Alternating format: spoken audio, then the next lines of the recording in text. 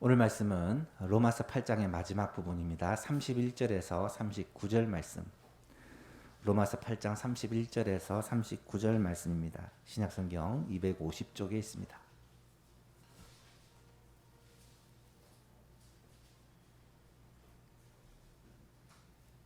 로마서 8장 31절부터 39절까지 한 절씩 교독하도록 하시겠습니다. 그런즉 이 일에 대하여 우리가 무슨 말하리요? 만일 하나님이 우리를 위하시면 누가 우리를 대적하리요?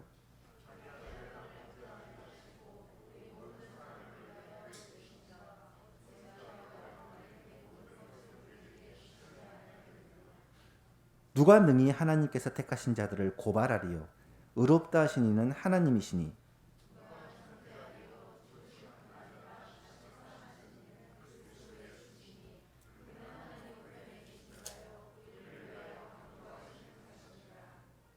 누가 우리를 그리스도의 사랑에서 끊으리요? 환난이나 공고나 박해나 기근이나 적신이나 위험이나 칼이랴.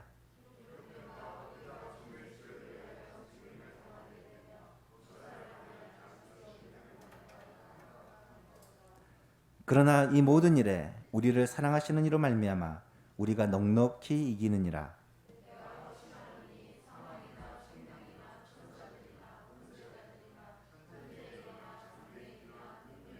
함께 있습니다. 높음이나 깊음이나 다른 어떤 피조물이라도 우리를 우리 주 그리스도 예수 안에 있는 하나님의 사랑에서 끊을 수 없으리라. 아멘. 오늘은 방금 읽어드린 로마서 8장 31절에서 39절 말씀을 가지고 하나님 사랑에 대한 확신이라는 제목으로 말씀을 나누고자 합니다. 올해 우리가 회복이라는 주제를 가지고 옛사람을 벗어버리고 새사람을 입자라는 말씀을 붙들고 한 해를 살고 있습니다.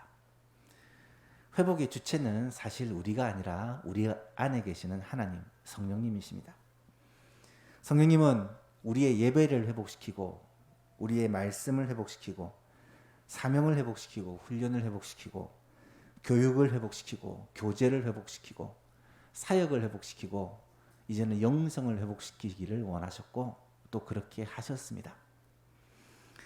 8월 한 달 동안은 특별히 영성의 회복이라는 주제로 우리가 영적인 사람으로 회복되기를 간절히 바라고 있습니다. 영성의 회복이라는 말은 다시 말하면 하나님과의 친밀한 관계가 회복된다라는 말이고 우리의 말과 삶에서 그리스도의 모습이 나타나는 것을 의미한다라고 말할 수 있습니다.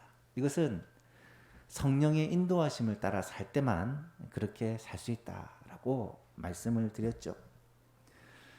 이것을 위해서 우리는 로마서 8장의 말씀을 이번 한 달 동안 쭉 살펴보고 있습니다. 로마서 8장은 바울 사도의 신학의 핵심 중의 핵심이라고 말하고 있는데요. 하나님의 은혜로 하나님의 은혜에 의하여 믿음으로 말미암아 구원을 받은 우리 하나님의 자녀들이 이 땅 가운데서 어떻게 하나님의 자녀답게 하나님의 백성답게 살 수 있느냐. 성령의 인도를 따라 살아갈 때 그렇게 살아갈 수 있다라는 것을 구체적으로 보여주고 설명해주고 있습니다. 첫 주에는 1절에서 11절 말씀을 가지고 성령 안에서 누리는 자유에 대해서 말씀을 살펴보았습니다.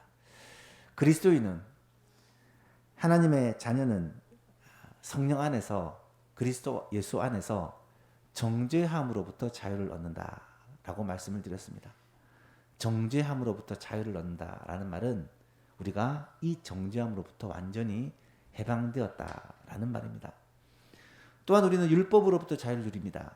율법으로부터 자유를 누린다라는 말은 소극적으로는 율법의 얽매임으로부터 자유한다라는 말이고 적극적으로는 이 율법을 능히 행하며 살 수 있는 능력을 성령님께서 주신다라는 말씀입니다. 나아가 우리는 죽음으로부터 사망으로부터 자유를 누린다. 그리스도인은 죽음을 두려워하지 않습니다. 왜냐하면 죽음은 끝이 아니라 오히려 진정한 행복의 시작이기 때문입니다. 두 번째 주에는 12절에서 18절 말씀을 가지고 성령과 하나님의 자녀의 삶에 대해 우리가 말씀을 나누었습니다. 하나님의 자녀는 어떻게 살아야 되느냐? 성령의 인도하심을 따라 살아야 된다라는 것입니다. 하나님의 자녀답게 살 수 있는 핵심은, 하나님의 자녀답게 살 수 있는 비결은 성령의 이끄심을 따라, 성령의 인도하심을 따라 살 때 그렇게 살 수 있다는 거예요. 그래서 우리는 날마다 예배 때마다 성령 충만을 구하는 것입니다. 또한 하나님의 자녀는 영원한 하늘의 영광을 바라보고 살아야 된다. 이 땅만 바라보고 사는 자가 아니라 위의 것을 바라보며 우리의 본향을 바라보며 영원한 하나님의 나라를 바라보며 사는 자다라고 말씀을 드렸습니다. 지난주에는 19절에서 30절 말씀을 가지고 성도의 고난과 미래의 소망에 대한 말씀을 살펴보았습니다. 성도는 하나님의 나라를 기업으로 받게 될 하나님의 상속자입니다. 사실 이 사실 하나만으로도 우리는 기뻐하고 감사하며 행복하게 살 수가 있는 충분한 이유가 있는 존재입니다. 하지만 이런 분명한 소망과는 별개로 우리의 삶에는 항상 고난이 따라오게 되어 있습니다. 성도가 고난당하는 것이 이상한 것이 아니라 당연한 것이라고 말씀드렸죠. 그렇기 때문에 성도는 여러 가지 고난으로 인해 갈등과 고난과 탄식을 그렇게 경험하고 살게 됩니다. 하지만 이런 고난은 우리 혼자 겪는 고난이 아니라는 사실을 성경은 말씀합니다. 우리가 고난당할 때 친히 우리를 위해 고난을 체휼하셨던 예수님께서 우리를 도와주신다라고 말씀하십니다. 우리 안에 계신 성령님께서는 우리가 기도할 바를 알지 못하고 힘들어할 때 우리를 위해 탄식하며 친히 간구해 주신다라고 말씀하고 계십니다. 나아가 이 고난과 맞서 싸우는 신앙의 동력자들이 우리 예수만 교회에는 많이 있습니다. 따라서 성도의 고난은 결코 외로운 싸움이 아니라는 것입니다. 무엇보다 확실한 것은 이 싸움은 그 결과가 이미 정해져 있다는 거예요. 승리하는 것으로. 왜 그렇습니까? 내가 싸우는 것이 아니라 내 안에 계신 그리스도, 내 안에 계신 성령님, 나와 함께 하시는 하나님, 이 삼위 하나님께서 나와 함께 싸우시기 때문에 이 싸움은 반드시 승리할 수밖에 없다라는 것입니다. 이 확실한 소망을 가지고 고난 가운데 믿음으로 맞서 싸우며 승리하는 예수만 가족들 다 될 수 있기를 축복합니다. 오늘은 8장의 마지막 부분입니다. 31장의 31절에서 39절 말씀을 가지고 하나님 사랑에 대한 확신이라는 제목으로 말씀을 나누고자 합니다. 바울은 앞에 말했던 이 성령 안에서 누리는 자유, 하나님의 자녀의 특권, 그리스도의 삶에 대한 이야기를 쭉 한 후에 마지막 부분을 하나님의 사랑을, 확신을 가지고 노래하고 찬양하며 마무리합니다. 이 내용이 한 절 한 절 읽어보면서 우리의 가슴을 움직이게 하고 우리의 목소리를 떨리게 하고 우리의 마음을 새롭게 합니다. 사랑하는 성도 여러분, 오늘 이 말씀은 제가 분석하거나 설명하려 하지 않습니다. 이 말씀을 느껴보았으면 좋겠습니다. 이 말씀이 의미하는 바를 우리가 좀 공감을 했으면 좋겠습니다. 예수를 믿는 궁극적인 목적을 구원이라고 말할 수 있습니다. 물론 예수를 믿음으로 말미암아 삶의 평안도 누리고 안식도 누리고 또 하나님이 복 주셔서 경제적인 풍요도 누리고 육신의 건강도 그렇게 체험할 수 있습니다. 하지만 예수를 믿는 궁극적인 목적은 사실은 구원입니다. 구원은 우리가 예수를 믿는 이유이기도 하고 살아가는 목적이기도 합니다. 구원이라는 것을 가장 명확하게 간단하게 한 단어로 설명하면 천국이라고 말할 수 있습니다. 예수를 믿는 궁극적인 목적이 천국 가기 위함, 하나님의 나라에 들어가기 위함이라고 그렇게 설명할 수 있다는 거죠. 옛날 우리 할머니 할아버지들이 늘 하시던 말, 예수 왜 믿느냐? 죽어서 천당 가려고 믿는다라는 말이 틀린 말이 아닙니다. 천당 가지 않는다면 예수를 믿을 필요가 없죠. 한 가지 착각이 있다면 이 천당, 하나님의 나라, 하늘나라는 죽어서만 가는 게 아니라 이 세상에서도 우리가 맛보고 누리는 것입니다. 왜냐하면 예수님은 말씀하시기를 천국이 이미 우리의 마음속에 임하였다라고 말씀하고 계시기 때문입니다. 구원은 이 땅에서부터 맛보고 누리는 것입니다. 구원은 이 땅에서 하나님의 나라를 경험하고 살아가는 것이 구원입니다. 이 땅에서 하나님의 나라를 맛보고 누리지 못하면 결코 천국에 들어갈 수가 없습니다. 우리에게 있어서 구원의 문제만큼 중요한 것이 없습니다. 물론 구원의 문제가 해결되지 않고도 이 땅에서 풍요롭게 살 수 있고 건강하게 살 수 있고 형통하게 살 수 있습니다. 하지만 여러분, 구원의 문제가 해결되지 않고 잘 사는 것은 우리에게 아무런 의미가 없습니다. 구원의 문제가 해결되지 않은 채 세상에서 잘 사는 것은 결코 행복할 수가 없습니다. 반대로 구원의 문제를 해결함을 받았음에도 불구하고 가난하게 살 수 있고 병들어 힘들어할 수도 있고 모든 일이 꼬이고 어려움을 당할 수도 있습니다. 하지만 여러분, 그런 세상의 많은 문제들이 우리의 구원을 빼앗을 수도 없고 이 구원의 확신과 즐거움을 빼앗을 수도 없습니다. 그래서 구원받은 사람들은 이런 노래를 합니다. 높은 산과 거친 들이 초막이나 궁궐이나 내 주 예수 모신 곳이 그 어디나 하늘나라. 이 땅에서 하나님의 나라 천국을 경험하고 사는 사람들은 환난과 어려움과 고난과 여러 가지 문제들이 있음에도 불구하고 높은 산이 거친 들이 초막이나 궁궐이나 내 주 예수 모신 곳이 그 어디나 하늘나라를 고백하며 살아가는 것입니다. 우리의 생명은 이 땅에 있지 않고 하늘에 있습니다. 우리의 행복은 세상에 달려있는 것이 아니라 하나님의 나라에 달려있는 것입니다. 바꿔 말하면 불행은 세상의 것을 잃었기 때문이 아닙니다. 사탄은 계속해서 미혹합니다. 돈이 없어서 불행하다. 건강이 없어서 불행하다. 가정이 평안하지 못하기 때문에 부유하다. 불행하다. 일이 잘 못되기 때문에 불행하다고 말합니다. 하지만 진짜 불행은 세상의 것을 잃었기 때문이 아니라 하나님의 나라를 잃었기 때문에 불행한 것입니다. 그렇다면 우리가 그렇게 소중하다고 말하는 이 하나님의 나라를 왜 잃어버리고 사는 것일까요? 그 이유는 성경에서 분명히 죄 때문에 그렇다라고 가르쳐 줍니다. 하나님의 나라를 잃어버리고 살아가는 이유는 죄 때문입니다. 가난 때문에 천국을 잃어버리는 것이 아닙니다. 건강하지 못하고 장애가 있고 어려움이 있기 때문에 천국을 잃는 것이 아닙니다. 건강하지 못하고 장애가 있다고 해서 천국에 들어갈 수 없는 것이 아닙니다. 우리가 하나님의 통치와 다스림, 하나님의 나라를 이 땅에서 경험하고 살지 못하는 이유는 가난하기 때문이요, 병들었기 때문이요, 고난을 당하기 때문이 아니라 죄를 짓고 살기 때문에 하나님의 나라를 경험하지 못하고 사는 것입니다. 많은 사람들이 가난하기 때문에 불행하다고 생각을 합니다. 그러나 결코 그렇지 않습니다. 가난의 문제가 해결되어도 행복이 찾아오지 않습니다. 여러분 주위를 돌아보십시오. 불행한 부자들이 얼마나 많은지요. 건강하기 때문에 행복하지 않다고 생각합니다. 여러분 조금만 생각해 보십시오. 건강한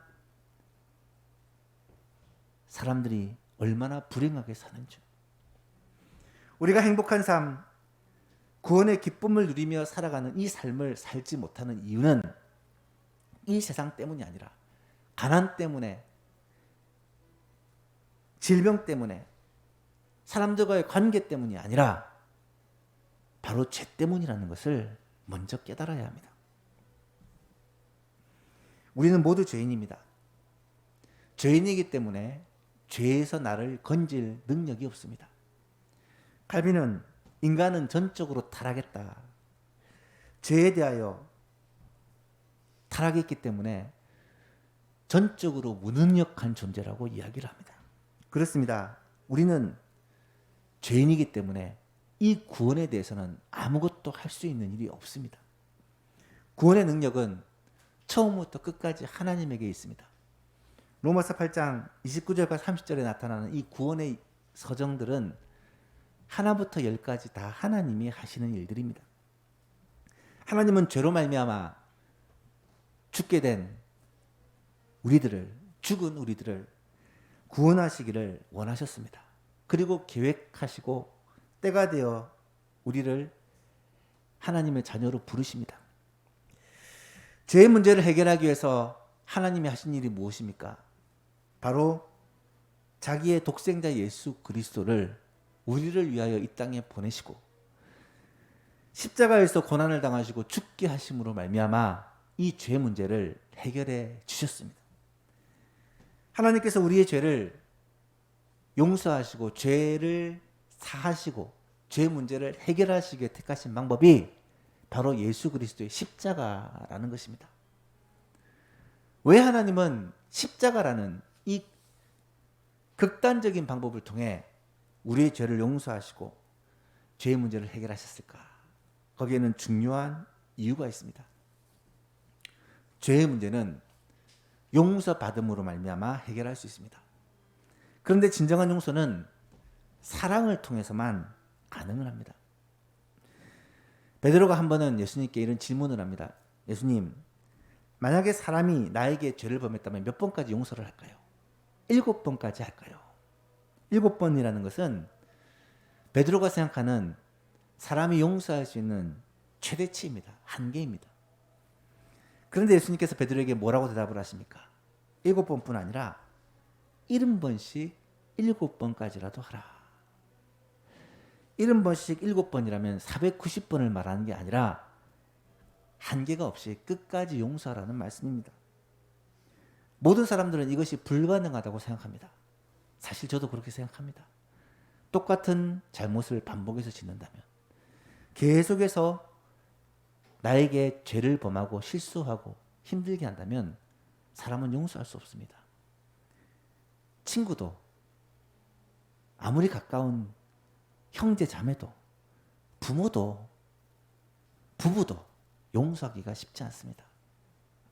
근데 단 한 가지, 부모는 자식의 죄를 용서합니다. 아무리 반복하여 죄를 지어도 대부분의 부모는 자식을 끝까지 용서합니다. 왜 자식을 용서할까요? 그 이유는 간단합니다. 나보다 자식을 더 사랑하기 때문입니다. 하나님의 사랑과 용서를 우리는 이 아버지 하나님의 사랑에서 발견하게 됩니다. 중요한 것은 얼마나 사랑하느냐가 어디까지 용서하느냐를 결정한다는 것입니다. 많이 사랑하면 많이 용서할 수 있고 적게 사랑하면 적게 용서할 수 있습니다. 십자가의 비밀이 바로 거기에 있는 것입니다. 십자가는 이 세상 그 어떤 사랑보다 큰 사랑입니다. 자신을 주시기까지 사랑하신 이 십자가 사랑은 세상의 어떤 사랑으로도 다 표현할 수 없는 최고의 사랑입니다. 십자가에서 독생자 예수 그리스도를 죽게 하심으로 보여주신 하나님의 사랑은 이 세상의 그 어떤 사랑보다 가장 큰 사랑임을 분명하게 보여주신 사건입니다. 다시 말하면 그 사랑 때문에 어떤 큰 죄라도 다 용서하실 수 있다는 것을 보여주신 사건이라는 말입니다. 십자가 사랑 앞에 용서받지 못할 죄는 없습니다. 십자가 사랑 앞에 용납받지 못할 죄인은 없습니다. 예수 그리스도의 십자가는 하나님의 사랑은 모든 죄인을 다 용서하셨습니다. 오른편에 있는 강도가 회개하고 구원에 이르렀던 이유도 바로 그 때문입니다. 강도가 어떤 사람입니까? 십자가에 달려 죽을 만한 강도라면 굉장히 흉악한 범죄자였을 것입니다. 그럼에도 불구하고 그는 내가 오늘 밤에 너와 함께 낙원에 있으리라. 예수님의 그 용서와 그 죄사함의 선포를 그 자리에서 경험합니다. 왜요? 예수님의 십자가 고난, 하나님의 그 큰 사랑이 어떤 죄인도 다 용서하고 덮을 수 있기 때문입니다.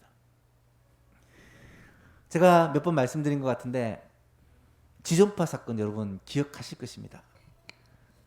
한참 떠들썩하게 했던 아주 흉악한 범죄 사건입니다. 지존파가 결국은 잡히고 사형을 언도받게 됩니다. 이 지존파들은 어쩌면 십자가에 달린 강도만큼이나 흉악한 죄인이다라고 말할 수가 있습니다. 상상할 수 없는 죄를 그들은 저질렀습니다. 그런데 그 지존파 죄인들이 모두 다 구원을 받았습니다. 한 집사님의 끈질긴 전도와 편지와 복음 제시로 말미암아 그들이 다 하나님 앞에 회개하고 굴복하고 예수님을 믿고 자신의 삶을 후회하고 새로운 사람이 되었습니다. 하나님의 자녀가 되었고 구원을 받았습니다. 사형을 받기 전에 모두 하나님 앞에 회개하고 비록 이 세상의 목숨은 그렇게 사라졌지만 영원한 하나님의 나라를 선물로 받게 되었습니다. 많은 사람들은 얘기합니다. 그런 죄를 지은 사람이 천국에 간다는 건 말이 안 돼. 그런 사람들이 구원을 받았다는 것은 공평하지 못해. 아마 사탄도 그렇게 정죄할 수 있을 것입니다. 그렇게 큰 악을 저질렀는데 어떻게 구원을 받는단 말이냐. 하지만 사탄이 아무리 그와 같이 참소하더라도 예수님은 분명하게 대답하셨을 것입니다. 십자가에 나타난 하나님의 사랑이 이 지존파가 저지른 죄와 비교하면 어느 것이 더 크냐. 독생자 예수 그리스도를 십자가에서 우리를 위하여 죽게 하신 하나님의 사랑은 지존파의 그 흉악한 죄들도 덮고 남을 만한 큰 사랑이라는 말입니다. 오늘 본문에 나타난 이 바울사도의 외침은 바로 그런 맥락에서 우리가 이해를 해야 합니다. 하나님의 사랑이 가장 크다는 것입니다. 하나님의 사랑이 아무것과도 비교할 수 없다는 것입니다. 우리 어떤 죄악을 다 덮을 수 있는 사랑이라는 말. 우리 어떤 연약도 다 넘칠 수 있는 사랑이라는 것입니다. 사탄의 어떤 미혹과 유혹도 능히 이길 수 있도록 하는 사랑이라는 것입니다. 하나님의 사랑은 세상 그 무엇으로도 비교할 수 없다는 고백이 바로 오늘 본문의 고백입니다. 하나님의 사랑이 가장 크기 때문에 결국 우리의 구원은 결코 빼앗길 수 없다. 이것이 오늘 말씀의 결론입니다. 다시 한번 오늘 말씀을 읽어보겠습니다. 그런즉 이 일에 대하여 우리가 무슨 말하리요? 만일 하나님이 우리를 위하시면 누가 우리를 대적하리요? 자기 아들을 아끼지 아니하시고 우리 모든 사람을 위하여 내주시니가 어찌 그 아들과 함께 모든 것을 우리에게 주시지 아니하겠느냐? 누가 능히 하나님께서 택하신 자들을 고발하리요? 의롭다 하시는 이는 하나님이시니 누가 정죄하리요? 죽으실 뿐 아니라 다시 살아나신 이는 그리스도 예수시니 그는 하나님 우편에 계신 자요 우리를 위하여 간구하시고 계시는 자다. 누가 우리를 그리스도의 사랑에서 끊으리요? 환난이나 곤고나 박해나 기근이나 적신이나 위험이나 칼이랴. 기록된 바 우리가 종일 주를 위하여 죽임을 당하게 되며 도살당할 양같이 여김을 받았나이다 함과 같으니라. 37절부터 39절까지 같이 한번 읽어볼까요? 그러나 이 모든 일에 우리를 사랑하시는 이로 말미암아 우리가 넉넉히 이기느니라. 내가 확신하노니 사망이나 생명이나 천사자나 권세자들이나 현재일이나 장래일이나 능력이나 높음이나 깊음이나 다른 어떤 피조물들이라도 우리를 우리 주 그리스도 예수 안에 있는 하나님의 사랑에서 끊을 수 없으리라. 아멘. 오늘 이 본문 말씀은 한 호흡에 읽어야 되는 말씀입니다. 처음부터 끝까지 한 절규 하나의 외침입니다. 따라서 오늘 이 말씀을 분석하거나 단락을 나누거나 구조를 그렇게 말씀드리고 싶지 않습니다. 이 말씀을 그대로 읽고 그 말씀을 그대로 우리의 가슴으로 느끼고 우리의 고백으로 고백할 수 있기를 바랍니다. 이 말씀이 단순히 사도 바울의 고백이 아니라 내 고백이 되는 놀라운 은혜가 있기를 간절히 바랍니다. 지금 내가 내 마음에 이런 확신이, 그 어떤 것도 나를 하나님의 사랑에서 끊을 수 없다. 그 어떤 것도 우리를 정죄할 수 없다. 우리가 모든 일에 넉넉히 이긴다. 이 고백과 찬양이 바로 저와 여러분의 찬양이 될 수 있기를 주님의 이름으로 축복합니다. 마지막으로 여러분에게 한 가지 이야기만 소개하고 마치고자 합니다. 제가 어릴 때 했던 것 같습니다. 초등학교, 중학교 그럴 때인데 집에 있는 세봇 동화집 중에 양치는 언덕이라는 동화책이 있었습니다. 어릴 때 제가 참 그 책을 읽고 많이 울었던 기억이 납니다.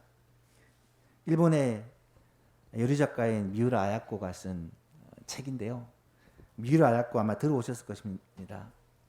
한자로 삼포능자라고 그렇게 적혀 있었는데 제가 한자를 조금 알 때라서 삼척동자 이러면서 막 했던 기억이 납니다. 이 미우라 아야코가 양치는 언덕이라는 이 소설을 기록을 했는데요. 이 소설을 읽으면서 진짜 사랑이 뭔지, 진정한 용서가 어떤 것인지를 제가 어린 마음에 참 깨달았던 기억이 생생합니다. 주인공이었던 나오미라는 여자는 목사님의 딸입니다. 이 나오미는 료이치라는 한 남자와 사랑에 빠집니다. 결국 부모의 반대를 무시하고 부모를 떠나서 그 남자와 살게 됩니다. 그런데 이 류오찌라는 남자는 사실 술꾼이고 바람둥이입니다. 아주 질이 나쁜 남자입니다. 정상적인 결혼 생활을 할 수 없었죠. 처음에는 조금 행복한 듯 하다가 서러움을 당하고 학대를 당하고 결국은 참지 못하여 집을 도망가 친정으로 돌아오게 됩니다. 그리고 얼마 후 이 료오찌라는 이 남편이 폐병에 걸려서 친정집으로 나오미를 찾아왔습니다.